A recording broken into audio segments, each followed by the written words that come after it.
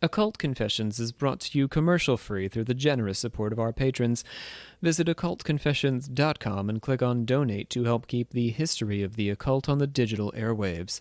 You're listening to our Sex and Spirituality series, which will contain references to various aspects of human sexuality and may not be suitable for all listeners. Wilhelm Reich was a student of Sigmund Freud who went on to develop views on human sexuality, views that questioned prohibitions against contraception and sex education and wondered over the long-term sustainability of monogamous relationships, views that scandalized society. He escaped the Nazis and fled to America, only to be imprisoned by the FBI, hounded by immigration services, and ultimately persecuted by the Food and Drug Administration for his vitalist theories on the existence of an ether-like substance called Orgone, which penetrated the universe and, according to Reich, could be accumulated to heal even the most deadly of diseases. My name is Dr. Robert C. Thompson. I am your supreme hierophant of the Secret Order of Alchemical Actors, joining us live from Canada. I guess not live, this is recorded, but it's live for me. And Nikki. Hello. What's up, man? Nikki Hiller Henderson. Yep. I never know how many of your last names to say. Yeah, you know, how many? I just, one, two, both. We'll keep them Neither, both. it's fine. It's got a nice alliteration. So, how are things in Canada? I mean, getting cold. It's toque weather. Gotta get your toques out. What the hell is that for the rest of us in the world who aren't in Canada? It's just a winter hat. It's a toque? I think it's a Canadian French word for a winter hat. I imagine it being uniquely folky, though. Like it has a nice point that flops forward or something. It's like you guys have special hats up there. Ear flaps. Yeah, we all look like deer hunters.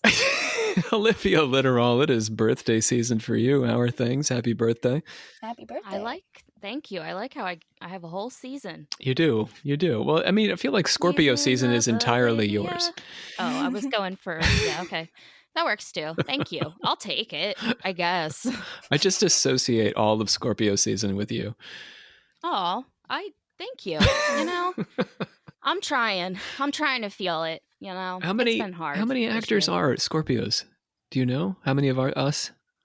Oh, God. Is it Savannah? Like our people? Yeah, Savannah's a Scorpio, yeah, right? Savannah's a Scorpio. I thought we've had other people in our program that are Scorpios, but not so many people on here. Oh, Brandon's a Scorpio, I think. Okay. I think technically. Popular. Probably missed someone, but yeah. What have you been up to? Just being 27, I guess.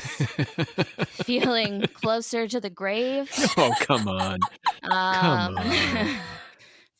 I mean, after you get kicked off your parents' insurance at 25, what is there? Oh, it's all downhill from there. Yeah, what else is there? What other birthday is there? I guess 30, but that's a mixed bag, right? I did not have any problem with 30, but I was busy, I guess. You got to keep busy. No, you didn't have a kid then. No. Right? No. Yeah. Huh. Just gotta keep moving. You were teaching, I guess. Yeah, keep moving. Yeah. Let's pledge it out. We, the members of the Secret Order of Alchemical Actors, do solemnly commit ourselves to a full and honest telling of the history of the occult as far as we know it. I think we were almost together there, oddly enough. Yeah, that was pretty good. It's not too bad. The distance. Yeah. Olivia did a live one with me, Nikki, a couple of weeks ago. And we can do it very easily together when we're in the room. We'll get you down here one day. I guess we did. Yeah. You survive that flight to Calgary and we'll see what we can do. Yeah, apparently I'm willing to travel now, so. Nikki is willing to travel. So everyone, just so you know, listeners, Nikki is willing to travel. I don't know what that means to you, but... But not for free. Not for free. No, that's going to cost you. Olivia, plug us in. Plug. There we are. All right, let's just do a little bit, just a little tiny bit on our patrons. Daddy Bones. Oh. And a pledge bump from Echo W. Getting a little light on the patrons, friends. So I want to encourage you all again to join the patrons. We have been doing the reviews in the plugs, and I want to keep that up because I hope it's encouraging people to say things about us. Mike Latoris in Canada. Nikki, Canada. Woo, yeah. A place you know well. Finds us very well researched. Says we got the right amount of skepticism. Appreciate that. I know what you mean, exactly. Olivia, I think you're going to like this one. This is the Grim Trucker, a new friend of ours. God. Yeah. It's a beautiful name. Wow. I was talking to the Grim Trucker over email, says we're his new favorite podcast. Also says many other nice things about all of us, including you, Olivia, and the whole crew. And that's on Podchaser. So check us out on Podchaser. Olivia, you got to get up on Podchaser. I think I have it on my phone. You gotta put your picture on there. You told me to do it, and I did. You gotta put your picture on. Is it like an active thing? Yeah, it's like I don't know technology. I'm 27, guys. We'll have to. I should. We'll sit down one afternoon. I'll walk you through this thing. Since you're so old. Thank you, Grandpa. Wow, 27, you lose your, or 25, you lose your parents' insurance and all knowledge of technology. It's rough to be an American. Actually, yeah. Welcome to America. All right, close us out. Plug, plug, plug. Okay, let's get into Wilhelm Reich. He grew up on a farm in the eastern part of the Austro-Hungarian Empire, much like Olivia, but it was a bit earlier, at the turn of the 20th century. His mother committed suicide in 1910 when her affair with one of Reich's tutors was exposed. Oh, shit. Yikes. Yeah, that's important. I mean, we got to kind of linger on that for a second. So his mother was having an affair. Everybody found out. And this was a very, formative moment for him. He's, post-pubescent, I think, but early teen years here. And then his father died 4 years later of tuberculosis. Yeah, that's a rough couple of years. Yeah. And then the next year, 1915, he enlisted in the Austrian army, because that's how you fix that psychological damage. Oh, no, let's get guns involved. Yeah, so... What is what year is that? 1915, World War I. Okay, right, we're getting there, yeah. So he was commissioned as a lieutenant and fought on the Italian front. After the war, he attended the University of Vienna, where he studied medicine, completing his bachelor's and MD in just 4 years of rigorous study. That's pretty rigorous. Damn. Oh my God. Yeah, that's a lot. Along with several other students, he set up an informal seminar to study sexuality, a neglected topic in the curriculum. He just started a club for this. Nice. And he made contact with Professor Sigmund Freud, asking for his input on the subject. Right? Just because you can just do that. Oh my goodness. From 1922 to 1924, 2 years, Reich did postgraduate work at the Neurological and Psychiatric University Clinic. His experience with patients there and his reading of Freud led him to understand that neurotic patients, both male and female, did not feel full gratification in intercourse. Got me so far? Only when his patients became capable of complete gratification did their neurotic symptoms improve. So he's saying if you're neurotic, you don't enjoy sex as much. I guess that makes sense. Well, though. I mean, if you're neurotic, you're probably not enjoying anything. Right. Much. Yeah. Yeah. But I may be contrary to what we tend to think. He's saying if you could get to a point, and this is like chicken and egg, I suppose, but if you can get to a point where you can fully enjoy sex, then your symptoms, your mental health issues will begin to dissipate. If you just a sex addiction, then at that point, you know what I mean? No, are you just replacing it with something else of a problem? I'm not saying you have to have sex 3 times a day. I guess. Well, it sounds like what he's saying baseline is if you can learn how to relax, you'll be less neurotic. Sex is important, though. Yeah, you can't get out of sex entirely there, Nikki. But yes, I mean, you could be having it once a week or whatever you need to. But yeah, you need to. That's part of the cure, I guess. Just give me a pill. That's all I'm saying. Too much work for Olivia. Yeah. This led to his theory that orgastic potency was directly tied to mental health. Good quality sexual experiences were essential to relieving symptoms. Reich went on to develop the notion of character analysis, arguing that a patient's entire persona was a product of their neurosis, and they should be analyzed and treated accordingly. Got me? Okay. So you're just going to think for a second, all right? Ponder while I'll carry on. You guys can sit on that. In 1926, Freud broke with his own ideas about sexual repression that had proved so inspirational to Reich. Freud had initially thought that sexual repression caused anxiety, but now he was arguing that anxiety led to sexual repression, reversing his system. Sort of a little bit like what Nikki's saying, that, you can't have good sex if you're nervous all the time. Mm-hmm. Yeah. So Freud figured that out, but Reich is saying, I'm not so sure, man. Maybe if you can have good sex, that'll help you be less nervous. It's like they're saying the same thing differently, back and forth. But I mean, it makes a difference to you, the patient. What should you be doing? Mm-hmm. Should you be relaxing to try to enjoy sex? Should you be enjoying sex so you can relax? Oh my gosh. Reich continued to hold on to his ideas, but Freud reassured him that psychoanalysis was a science and the truth would eventually come out as they gathered evidence. In his 1927 Function of the Orgasm, Reich suggested that individuals had an energy household from which energy needed to be regularly discharged to prevent neurosis. This is a little bit like chakras and stuff now to me. Yeah, a little bit. Reich developed a fairly radical set of political views rooted in Marxism. He believed that the working class's various mental health issues could be attributed to their poor living conditions. I've been there. We've all been there. Yeah, I mean, yeah. Nikki's right there right now. Valid point. In the closet. Her poor recording conditions. He advocated for abortion rights, sex education, and the repeal of legal sanctions against homosexuals. Okay. Agreed, yeah? Yeah, we like that. But Reich was never embraced by any particular political movement. His book, The Psychology of Fascism, caused him to be banned from the Communist Party. Damn. Right, think about that. And his books were burned by the Nazis. So incidentally, his Psychology of Fascism isn't like, hooray, fascists. Boy, you guys are healthy. Why I love fascism. Yeah, it is the exact opposite of that. But oddly, the Communist Party was not a big fan. Okay, so this was only the beginning of controversy in Reich's life, as you probably heard at the beginning of the episode. He left Vienna for Berlin in 1930, but was forced to flee the Nazis in 1933. In part for his radical ideas. I mean, remember, he did write a whole book about how fascists have psychological problems, but also because he's a Marxist, which we don't... Hitler was... This is sort of like what we miss about... I can't say this enough. Like the World War II, the Holocaust, we think, there's so much emphasis on the Jews, and that's not inaccurate. Certainly Hitler persecuted Jews, but also gays and the Marxists, right? A lot of Marxist thinkers had to get out of Dodge or they would be killed.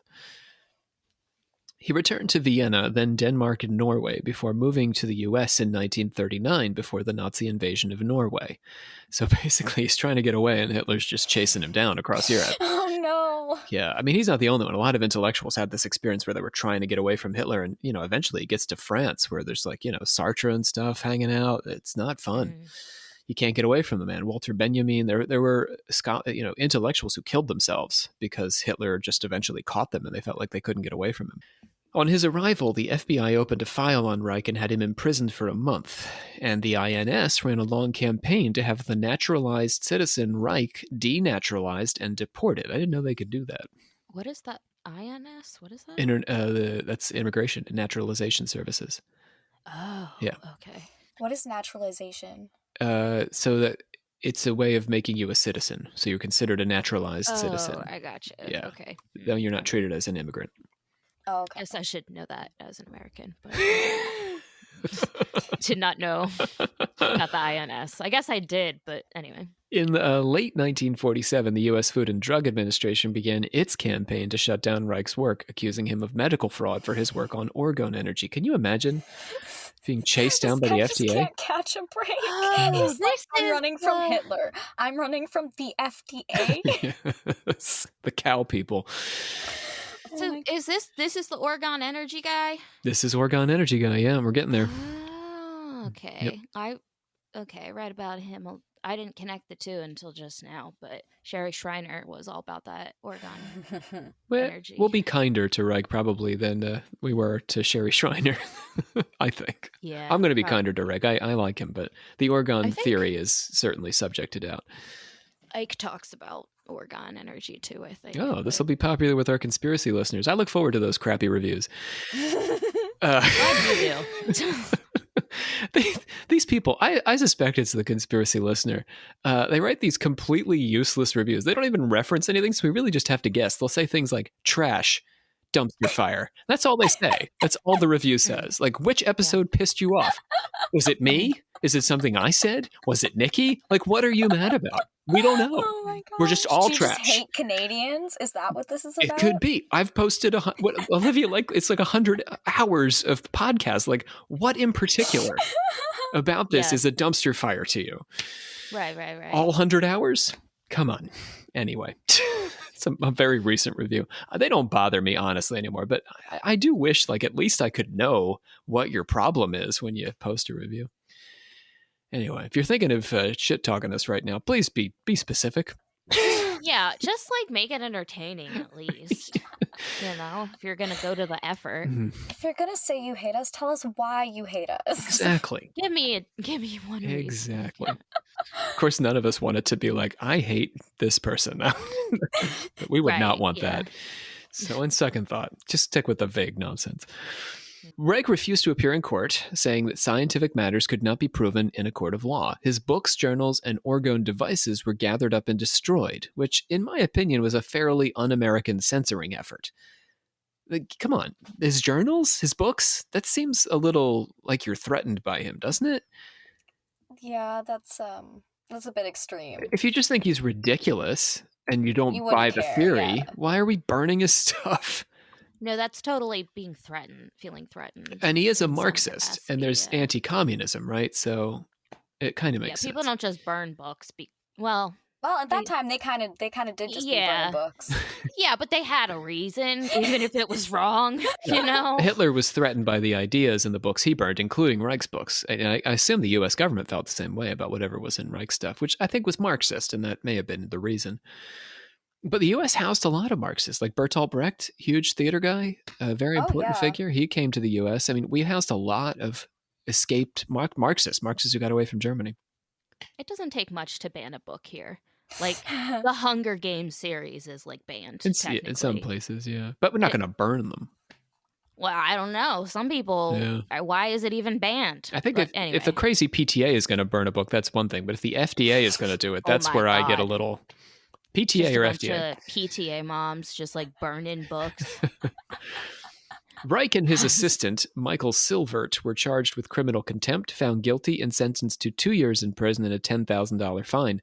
Reich died in the Lewisburg Federal Penitentiary in Pennsylvania in 1957, incidentally not far from where I did my undergrad work, near Lewisburg.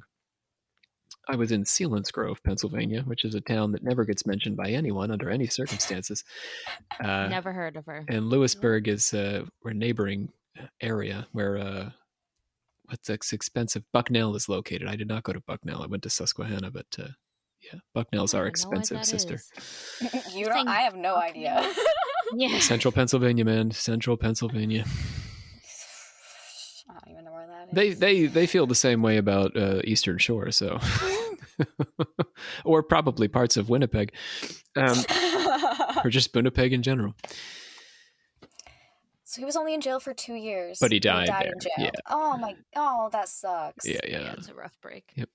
Well, he's a bit older. I mean, I think in his 60s, maybe. So. Oh shit! Okay. Oh, but that's not ancient. He could have. No, I mean for the time, that's pretty good. It's 1957, not 1873. Yeah, okay, but I've been reading a lot of books in that time period right now, and bitches be dying left and right. And I mean bitches. When I say bitches, I mean everyone. Okay. You know, everyone dying. All these bitches dying. It's the stress of World War II. I was about to say the Great Depression wasn't that long ago. Yeah, those people had a rough life. I mean. Yeah. I mean, my grandparents lived through the Depression, but they were children. They were very young, so it probably didn't affect them as much. They weren't as stressed out. But my great-grandparents lived. My great-great-grandfather, he was alive when I was alive. So, I mean, when I was born. Anyway, we got good stock here. Good genes. Great. Orgone energy. Olivia wants to know more about. Let's get into it. Yes. It is Reich's most occult concept and also his most controversial, as Olivia's references to conspiracy theorists suggests. Orgone is Reich's name for life energy, the elusive vital force behind strict material analysis that biologists have debated across millennia. kind of like the ether.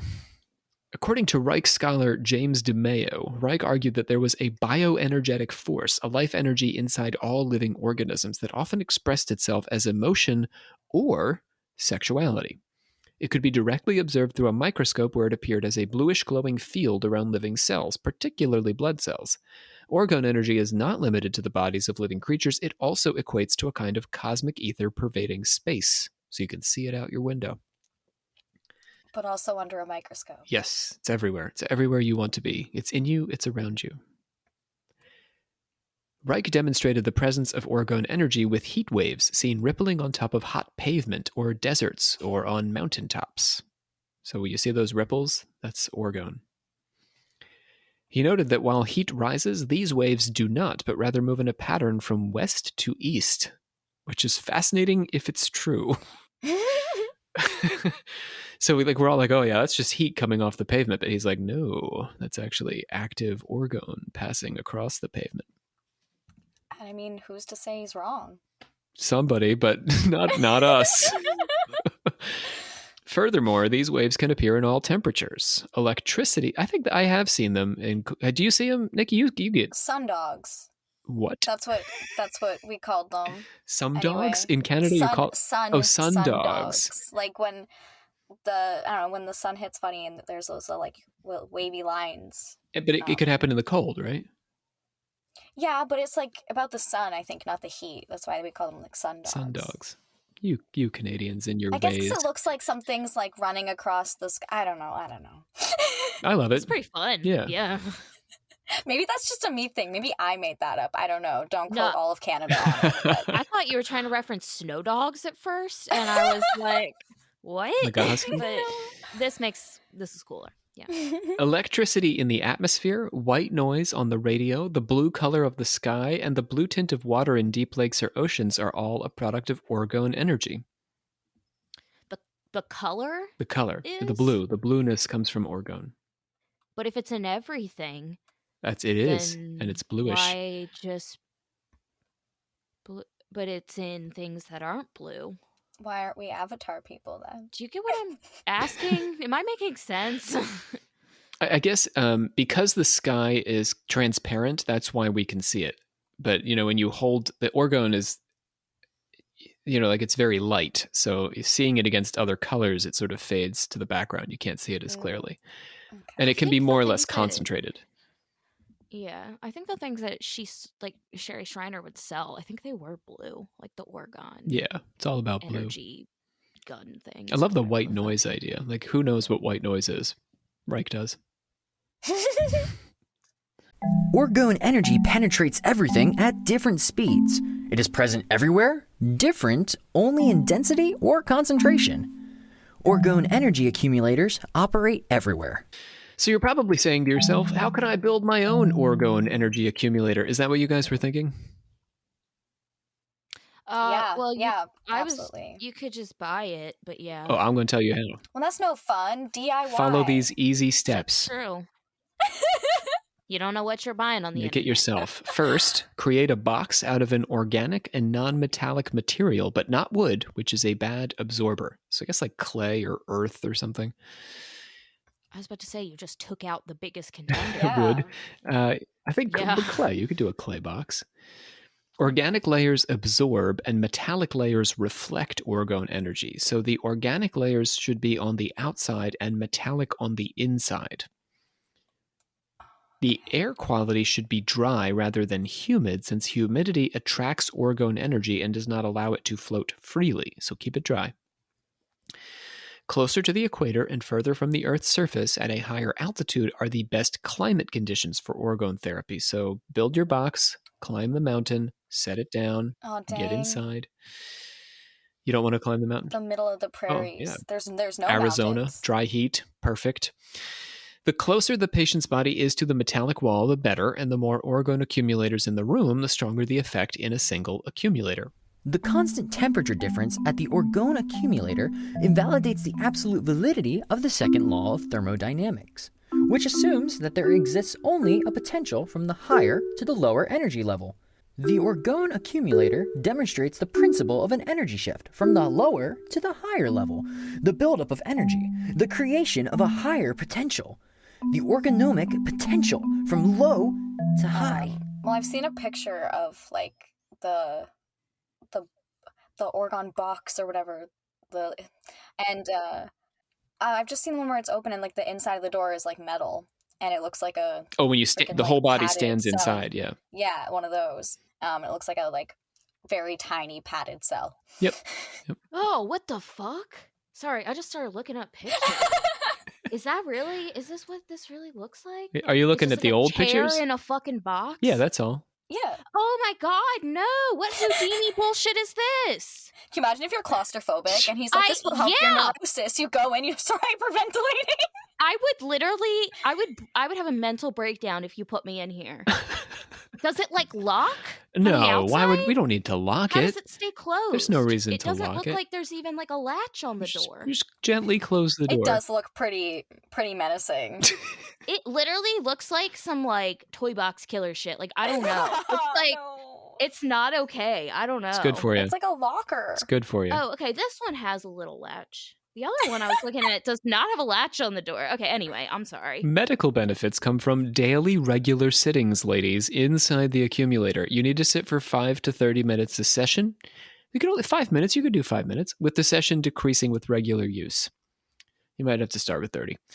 Regular use is necessary to see results. Irregular use prevents the body from building up an adequate store of orgone irradiations. You got to build up your orgone store over time, which sort of dissipates afterwards. So you always have to go back in the box. Yeah, you got to get back in. You need a little bit more, like a hot tub. I don't know how it's like a hot tub at all, but let's pretend it's like a hot tub. Build up your heat. The energy field of the patient and the accumulator interact, causing feelings of warmth and prickling and a slight raise in your body temperature. Patients get the sensation of illumination or a soft glow pervading their bodies and should stay inside until they feel they've had enough of this glow. Staying too long will cause over-irradiation accompanied by unpleasant feelings like nausea and pressure in the head. Is this just a microwave? I'm confused. Well, it doesn't plug in. You don't turn it on. No, but I'm saying, is this okay? You're just sitting there basking in your own heat. You're just hyperventilating. That's what this all the benefits are. Is just you're just losing lack of oxygen. Maybe, I don't know, but yeah, but Nikki's you are basking in your own heat in a way. People who are chronically depressed or suffer from fatigue, malnourishment, and cancer are undercharged. People suffering from hypertension, hysterical symptoms, or severe acute sexual stasis, boy, let's hope we never have that, are overcharged. This latter group should be treated for a short duration. What if someone has bipolar, where they're both? Theoretically, the orgone box balances you. It's just a matter of how long you're in there. It balances out your orgone. How long you have to cook. Quantity, yeah. So I guess theoretically, depending on your state, it would push you in the direction you need to, closer to equilibrium. No death due to over-irradiation has yet occurred in 10 years of orgone energy application, but its possibility cannot be entirely excluded. One should especially watch out for high blood pressure cases, which could react to the expansive vagitonic influence of orgone energy with a sharp rise instead of decrease of pressure. I would just like to mention that in these pictures, I only see women in the box with men doing the stuff. That's interesting. And I don't know what that's about. It is interesting. You don't? No, I do. I do, Nikki. Yes.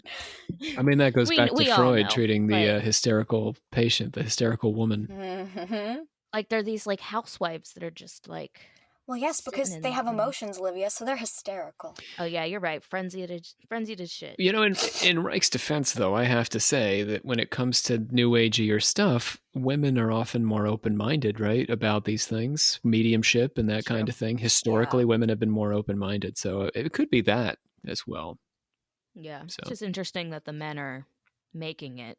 Well, yeah, that's Reich. That's science. Yeah, I know. Just pointing that out anyway. The energy targets the whole person, so it can take several days or weeks for the accumulator to impact specific complaints like a headache, cold, or arthritis. It can also be applied in a shooter or funnel to specific problem areas. For example, you're going to love this, you two, a glass tube containing steel wool can be inserted into your vagina to irradiate and reduce bacteria. No. I don't think the steel wool would come in contact with your parts, but the tube does, and I think the wool is inside the tube, so you'll only feel the glass tube. Because it needs to be metal inside? Yeah, that's the metal layer. So the glass is the natural layer, and then the metal layer is on the inside. So you don't feel the metal. You only feel the glass. As a scientist, he doesn't know that shit just cleans itself. Like, the vagina. Nobody knows that. Lots of men still don't know that, Olivia. I know. Of course they tried to shove steel wool up us. This is the second episode where we're bringing up the magic of the vagina. Anna talked about this the last time. Yes, the vagina is self-cleaning. Like an oven. We don't need to be putting steel wool douches up there. What the hell? Wow, tampons have come so far. Yeah. Orgone tampons. Orgone tampon. Oh no, you know they sell those somewhere. If they don't, they should get on that. If not, someone is writing that down right now. It should be us. This should be part of the merch. Nobody take our idea. We claimed I'll talk to Dan. Yeah. Yeah. Okay. Shall we talk about the sexual revolution? Because I think you guys will like these ideas better. Yeah. Orgone was by no means Reich's only radical idea. In The Sexual Revolution, which is the name of a book of his, he laid out some serious critiques of love and marriage in capitalist society in the first half of the 20th century. Reich's individual patients reflect a sociological problem that consumes the masses, defined by sexual inhibition, inability to achieve sexual gratification, the belief that sexuality in children and adolescents is an aberration, and the inability to think outside the bonds of lifelong monogamy. These problems manifest in a kind of shell that the individual uses to protect him or herself against both the social demands of the world and the inner demands of instinct. We're insulated on all sides, and this keeps us from the total ability to live. If, however, one dissolves at the same time the infantile fixations to the parental home, to the infantile traumata, and the anti-sexual taboos, more and more energy finds its way to the genital system. With that, the natural genital needs awaken to new life or are established for the first time. If now one eliminates the genital inhibitions and genital anxiety, and if thus the patient acquires the ability for full orgastic gratification and has the good fortune to find a suitable sexual partner, one observes a change in the patient's total behavior. So we have been raised from day one, is what he's saying here. We have been raised from day one to believe that to control our sexual feelings and not to express them. And this has caused blockages in us. And basically our whole lives are about controlling rather than expressing our sexual feelings. Okay. Yeah. So, sexual satisfaction leads to a clearer head and more rational thinking, choices that are more natural and in line with the individual's actual needs and less artificial or socially determined, and in general, a greater capacity for immediate contact with our impulses. I don't think I disagree necessarily. Yeah, I guess if you're not thinking about sex, then you're more productive. Yeah, if you're satisfied. Yeah, is that like just, yeah, I guess that's true. Cool. The orgasm is key, and not all orgasms are created equal. Amen. Preach, brother. Men and women alike can have unsatisfying sexual experiences. Yeah, now let me school you all. This is absolutely true. Men can have bad orgasms. Not just because you got a man to finish doesn't mean he enjoyed it. Preach, Rob. Sorry. Yeah, you want to tell him how yeah. you really feel. It's the truth, though. Come on, people with penises. Let us know. Rise up. Everyone can have bad sex. Everyone can. Yes, it is true. Women are always so proud of themselves that it's so easy to get the penis to finish. Cool, but shit's variable. Anyway, reaching climax, says Reich, all climaxes are not created equal. Reich argues that we must work toward orgastic satisfaction, which is a necessary precondition for anything like a sustainable monogamous relationship. By that, he doesn't mean that sexual satisfaction is all that can keep a marriage together, but rather it is the bedrock for a happy union. Many marriages survive not because of orgastic satisfaction, but rather because of moral inhibitions. Cultural codes, norms, and economics keep the marriage alive rather than an atmosphere of genuine psychological well-being. Any of you are starting to cry out there. And this is tough. This can be tough to hear. I found this book quite challenging, but I don't disagree with him. I think this is true. That's a good point. People stay in relationships for lots of reasons, and sexual satisfaction often suggests.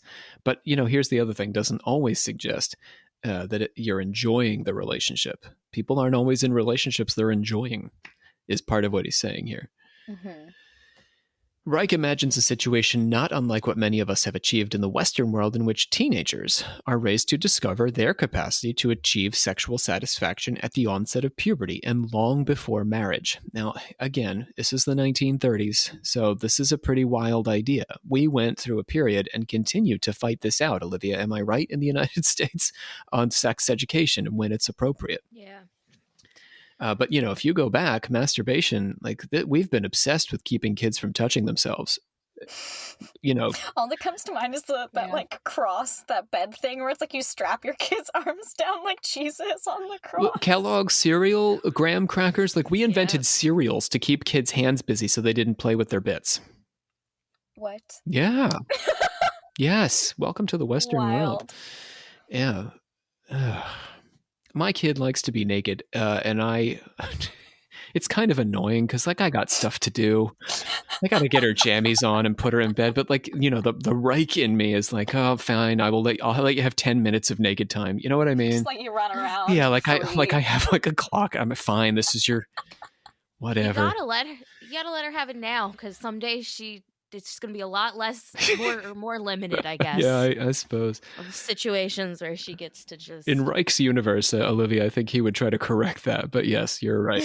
No, sometimes you just need your naked time, Right? You do. I think that's true of adults. Everybody needs their naked time. Yep. Yeah. So who am I to deny a 3-year-old? Yeah. Reich emphasizes that this is dependent on giving teenagers the social and emotional environment and practical tools to make this happen.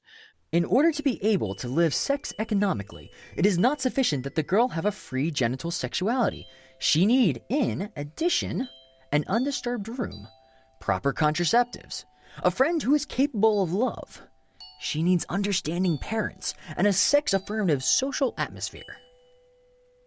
He's talking about boys too, but he's focused on the girl in this instance, because the girls are the ones who are most likely to get scolded for having open sexuality. Yeah. So, he's saying you can't just tell her, fine, touch yourself, but you got to do all these other things. It's a complex social maneuver to make a girl feel really comfortable with her body. Yeah, for sure. At the time, the legal system often opposed the capacity for a girl in particular to explore her sexuality freely. I believe at present this remains partially true, as Reich observed in his day that any major organized religious denominations continued to suppress sexual desire as a matter of dogma. Yep. But prohibitions that force us to act against our nature by limiting our ability to free sexual expression lead to deep psychological distress. Reich says that sex economy fights moral regulation because moral regulation produces just what it attempts to fight, anti-social impulses. Sex economy does not fight a morality which is life affirmative, that is to say, that is in line with the natural impulses of humans. You following me? Sex economy is good for him. That's what we're going for, is a good sex economy. That's the goal. And I really think it's telling. He says moral regulation produces what it attempts to fight. So our antisocial impulses to things like spousal abuse, let's say, or rape, are driven by moral regulation, in Reich's opinion. These regulations create these acts. The essence of sex economic regulation lies in the avoidance of any absolute norms or precepts, and in the recognition of the will to life and pleasure in living as the regulators of social life. Okay, so let's start with adolescence. Our moral prohibitions against extramarital sex before marriage have bred the need for prostitution. Follow me here. Girls must remain chaste so that young boys seek satisfaction with a professional. So we regulate girls. We say, you're not allowed to have sex. So boys are like, oh, I can't have sex with a girl, so I'm going to go get a professional to do it. It's still a woman. Continue. It is still a woman they're having sex with, but I guess his point is that they're not having sex with a peer. That's like I don't know if this is actually like this at all, but it reminds me of in my like medieval class I took, one of them.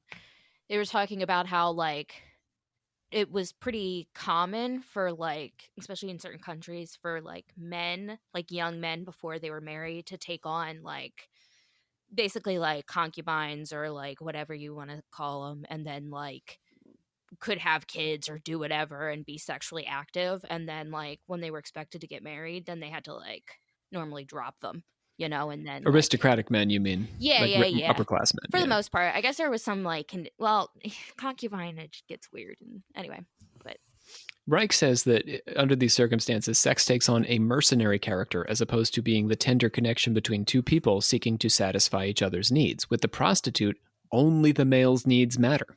She's getting paid. Reich's talk of adolescents visiting prostitutes is a bit dated, I admit, but right, that's generally not a part of no one who's, maybe if you're listening and your dad took you to a prostitute, by all means, let us know. Maybe, but generally that's not happening anymore. Let a therapist know. You should let a therapist know about that one. You know, yeah, don't let us know. Clear You're it, right. make sure it was okay, and then maybe talk about it. However, in my opinion, we can bring Reich's idea to the modern day. In the 21st century, we can see this attitude in mainstream pornography, which is used by everyone everywhere. Don't even tell me. But it is perhaps most influential on the sexual habits of teenagers. Not all pornography, but a lot of mainstream pornography. Yeah, that free stuff on the main page of Pornhub focuses on male gratification and treats the female performer as an object to be used for that male's gratification. Facials, gangbangs, and violent penetration give a very masculine, one-sided view of the sexual experience. Teenage boys are literally using this pornography to reach orgasm without having to engage with a human female, complete with her own complex sexual needs. The pornography itself replicates the situation back to them, transforming the female performer into a kind of living embodiment of the pornography, an object to be used for gratification. You got me? Do you agree? Yep. It's a problem. And especially because teenage boys, they don't they're not necessarily seeking that out and be like, oh yeah, that's that good shit. That's just what appears. And so it forms these really unhealthy ideas or obsessions about what sex should be, because they don't know anything else. They haven't seen anything else, and so out of touch. I mean, maybe this is just me. I don't know. My kink is really deep in a partner's pleasure. I can't fathom this. These videos I don't even find particularly sexy for that reason, that it doesn't seem to concern itself very much with the partner, with the female. I mean, that's me. So I like to think that naturally this is what would happen if we weren't exposed to these things at an early age. I mean, I came up at a time when pornography wasn't so accessible, but also where my dad didn't take me to see a prostitute. So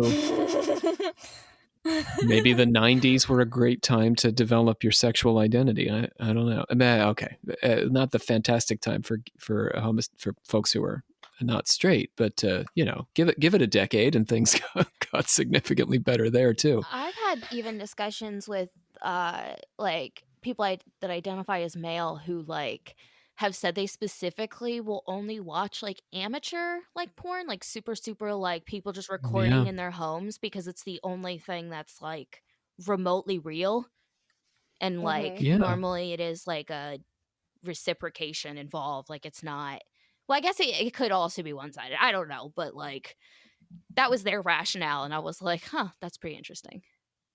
I don't want to come down on sex workers or all porn actresses even a little bit. I think a lot of them look like girls. I mean, they look like people, females. They look like regular people. But there is a tendency, I think, in this kind of pornography we're talking about to distort the female body with, implants and all these sorts of things that, kind of like, are you into women or aren't you? Is part of my question. Like, if that's what you like, do you really like women?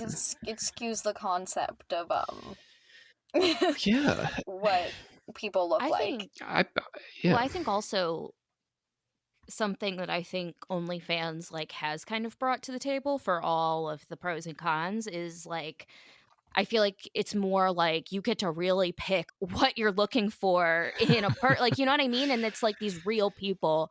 Like I've watched a lot of supporting someone more individually. Yeah, and it's a lot of times these people on OnlyFans, they have deep friendships with their fans and their subscribers, and it's like some of these women that are sex workers will like I've watched a lot of documentaries, and they'll talk about how like sometimes these guys just pay to like talk to them. So it's like a different, I think it like offers a different perspective, I guess, on sex, and you know what I mean? It's a more emotional component. It's not if you're just having... like looking at Pornhub. Yeah, it's like, and it's also like, I mean, you could get into the technicalities of like monetary, where OnlyFans is like failing, but that was my dog. For the most part, it was, at least before like changes in the last like year, it was like offering everyday women or men or whoever an opportunity to get into sex work. And I don't know. Anyway. Sorry, I've been taking... If that's your thing. been taking a lot of these classes that talk about this, and I don't know. It's interesting. Well, perfect. That works out today. Despite prohibitions against adolescent sexual activity, Reich observes that sexual behavior, which could be justifiably called abstinence, is so extremely rare that in a practical way, it does not count at all.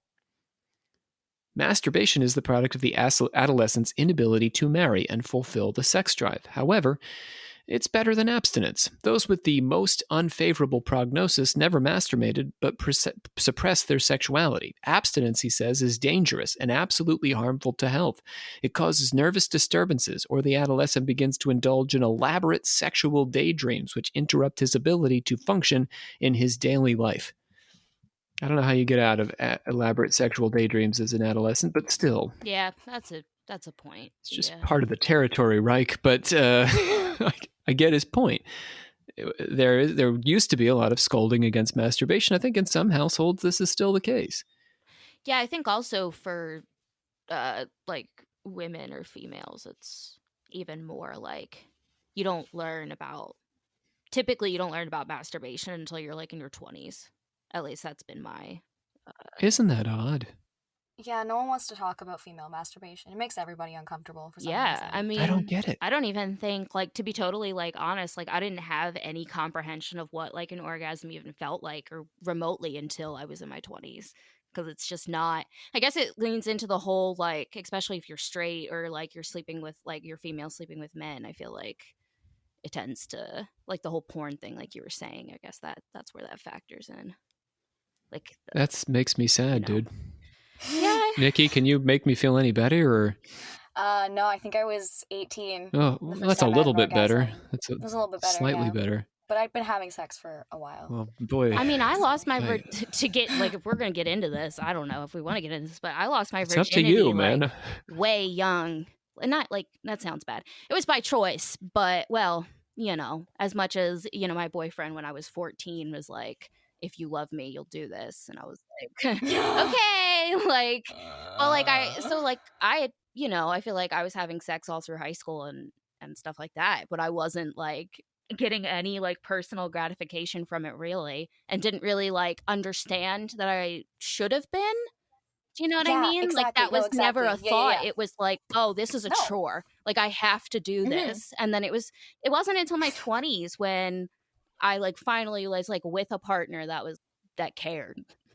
The early 20th century view of sex was that it was for procreation and not pleasure, but Reich says this popular Victorian notion, closely identified with Christian sexual ethics, is ridiculous.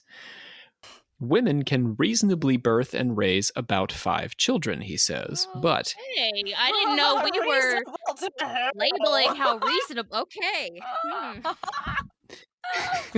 I guess my grandmothers both had 5 children. Well, they are superheroes. You do it Yeah. through your 20s, I guess. You produce your children. Is his point. And you 2 people, I guess. Anyway, so I see what he means, I guess. Yeah, I guess I understand. But he's going to put a big asterisk on this. So following their biological needs, people can birth and raise about 5 children. But people have sex between 3,000 and 4,000 times between the ages of 14 and 50. Wow. Yeah. Given this disconnect, any prohibitions against contraception or contraceptive practices seems absurd. I love that point. I think it's really elegant. Yeah. Oh my god. Yeah. I mean, who wants to think, you guys can't think about raising 5 kids, but who wants to think about raising more? Is part of it what he's saying. But you're going to have sex 4,000 times and you're supposed to only have 5 kids? That doesn't even make sense. No. If premarital sex and contraception are good ideas and masturbation is better than nothing, what are Reich's thoughts on marriage? What are his thoughts on marriage? Here we go. He thinks long-term relationships are a good idea, but he has complicated ideas about monogamy. Short-lived sexual relationships are not necessarily neurotic, but people unable to form long-term sexual relationships do suffer from neurosis. The problem with short-term relationships is that they do not allow for the same complete sensual adaptation between the partners. Partners need to get to know each other sexually and to understand each other's sexual desires and needs in order to satisfy each other. I'm with him. Yeah. It takes more than a one-night or even a two-night stand for partners to be able to truly satisfy each other. Besides, having a suitable regular sexual partner frees the person up to do other things. That's true. Even with Tinder, finding people to have sex with is time-consuming. He doesn't say that, but that's me.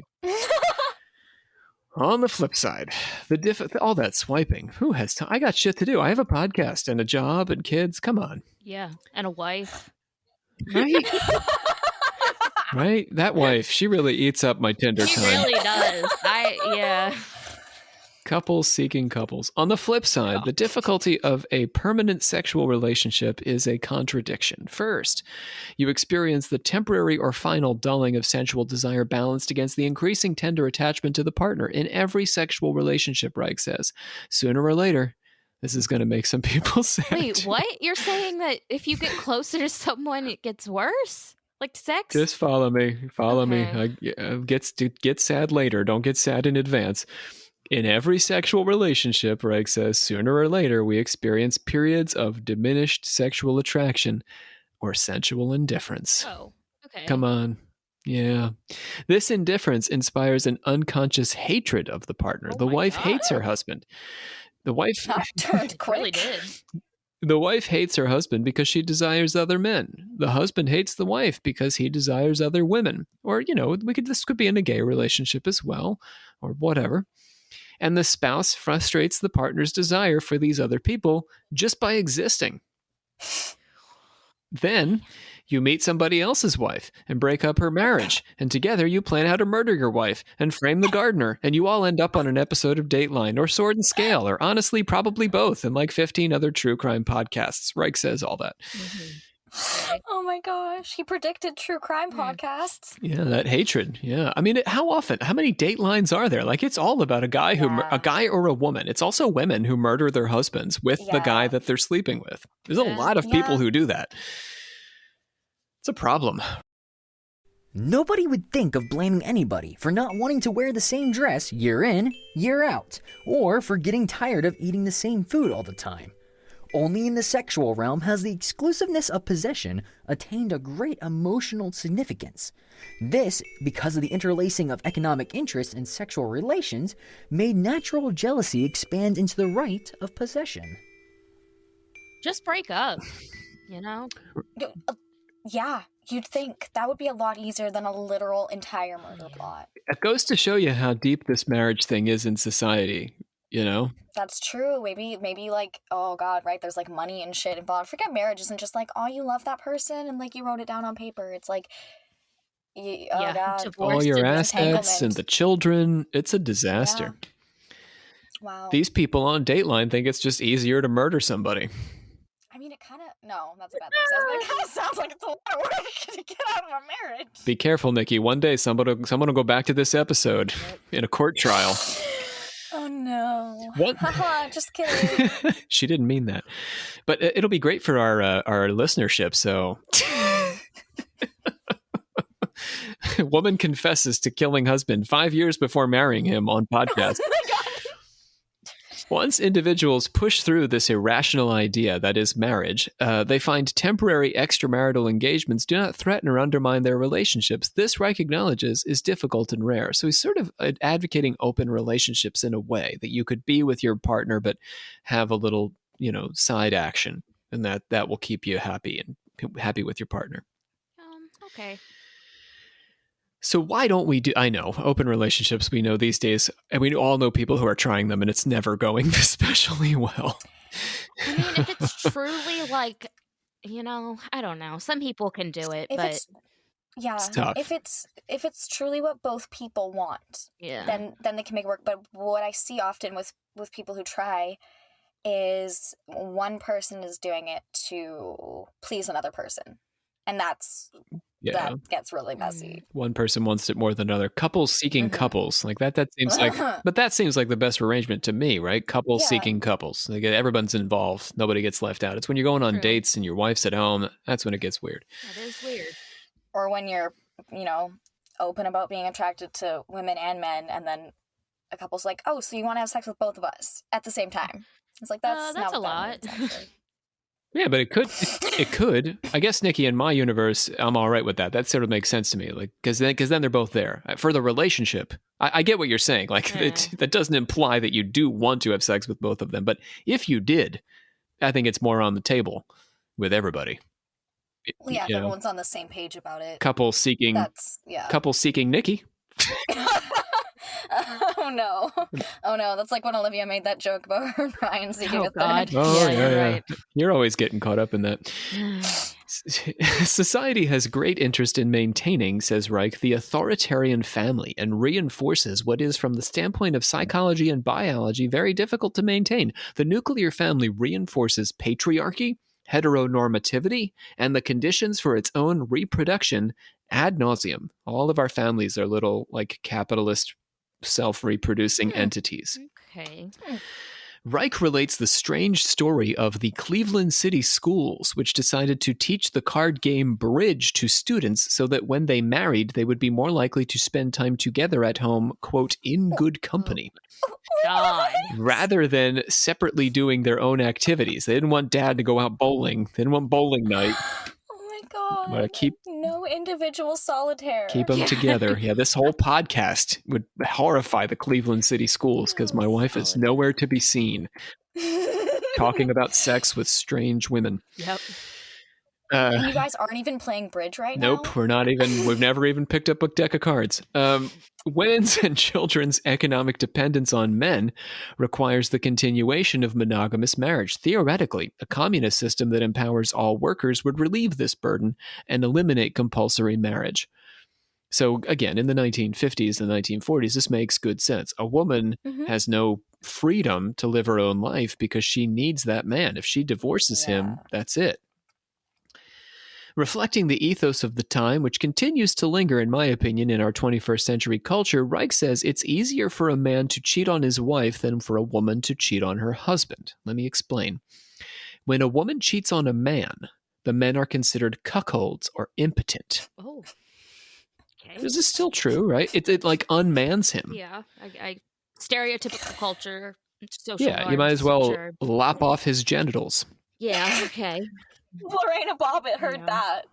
Yeah, there's a name we haven't heard in a while. When a man cheats on a woman, however, people feel bad for the woman. Women are pitied, he says, for their economic dependence. So people are like, oh, that's too bad. Well, for a man, they're like, you tiny penis.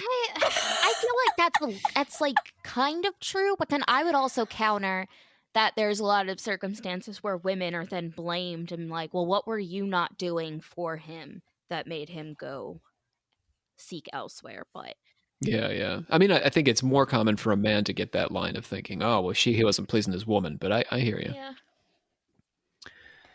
Because, you know, if he's a real man, then his woman doesn't need another man.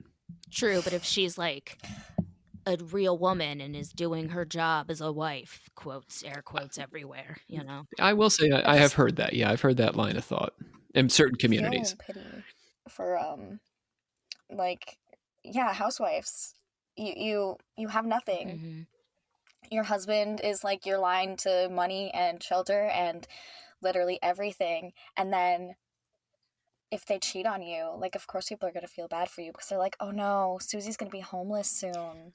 He's got a new girl. Yeah, that is a point.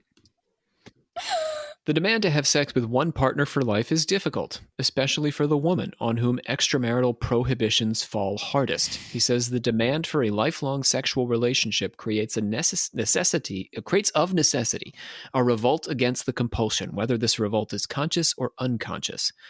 So we're all like internally rebelling against our monogamous relationships. A healthy individual, orgastically satisfied, who has overcome socially constructed moralism, no longer holds any argument against intercourse with other partners. I'm just saying if they're like satisfied in their relationship, they won't look elsewhere. He's saying you will, and you'll be fine with it. Like you'll be like, hey, wife, here's the thing. I'm bored with you, so I'm going to have sex with this other girl for a little while. But we'll be married. I'll come back. I'll get unbored eventually. We're just going through we're going through a little dry spell. I mean, we do go through these. He's right. Come on. Be honest. We go through these dry spells. But you don't just... Okay, anyway. Right. Well, Reich is saying, well, if you feel that way, why is it not okay for you to, just fool around for a little bit and come home? Okay. Well, anyway. That's fine. I get it. I get that it's complicated, but the theory, we can't disagree with them that when you're in a relationship for a long time, we're going to have these feelings. And the question does, why don't we deal with those feelings? Well, because we're not supposed to. I think you can deal with them and just not act crazy, but whatever. Well, there's a way to talk about these things and not like cheating. He's envisioning a whole other society where we don't even conceive of it as cheating. Like this is just... where the other partner's like, yes, that is valid. You're bored with me. Go have sex with her. I'll wait. Right. I'll have sex with him. And everyone's just chill with it. If that's how you're feeling, you just follow those feelings as you need to and continue to raise your children together, whatever you're doing in the home. It's like a completely new society. I get and I agree that this does not work for us in the Western world today. But in theory, in an ideal world where everybody thinks this way. Right. So the moral of Reich's story, long-term monogamous relationships are a good idea and permit satisfying sex and tender connection, but absolute monogamy, if you're not honest with yourself, leads to unconscious hatred and resentment. If, as I think Olivia might be starting to feel a little bit suffocated by all this, let's relax.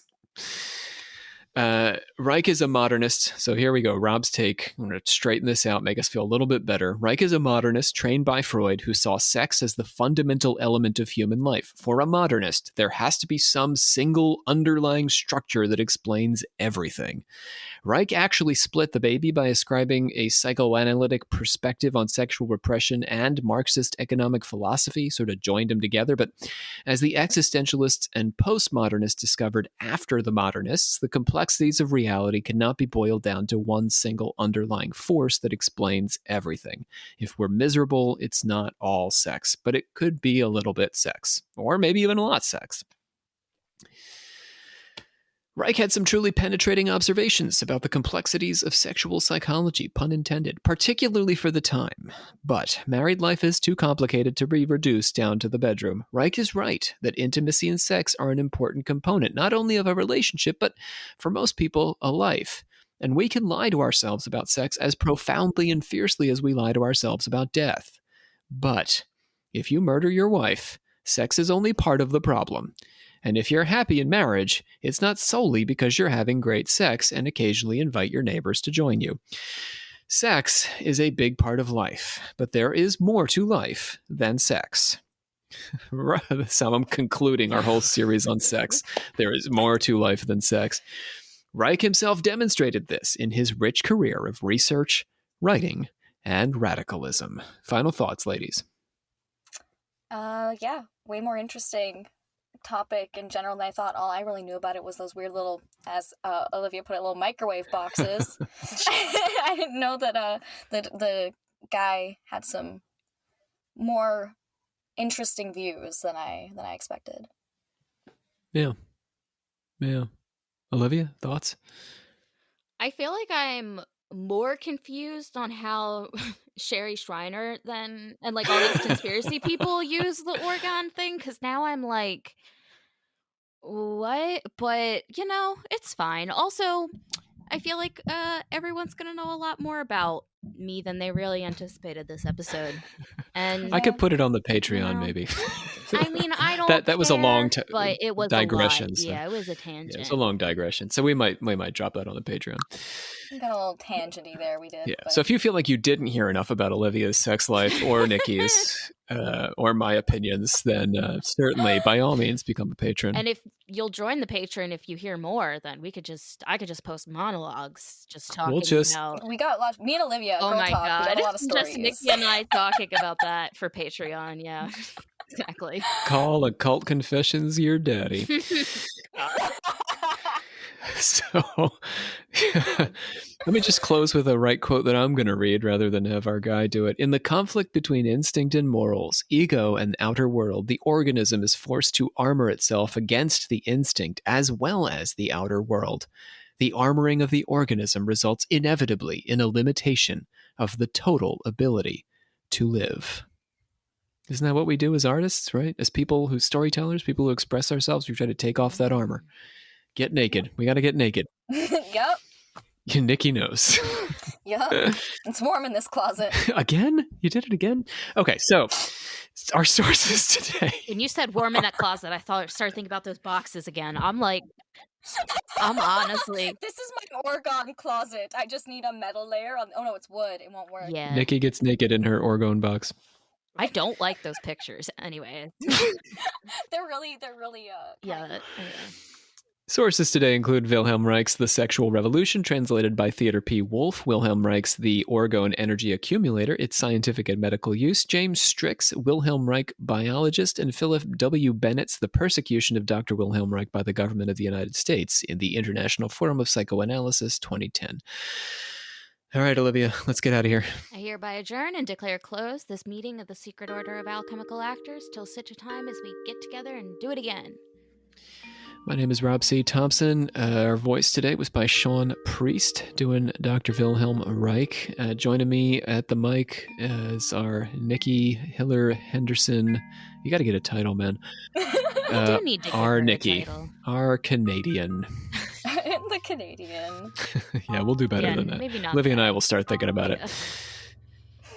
Probably have to work nudity in there. I don't know. You got a lot of. Oh, no. You got some hallmarks that you've really latched onto.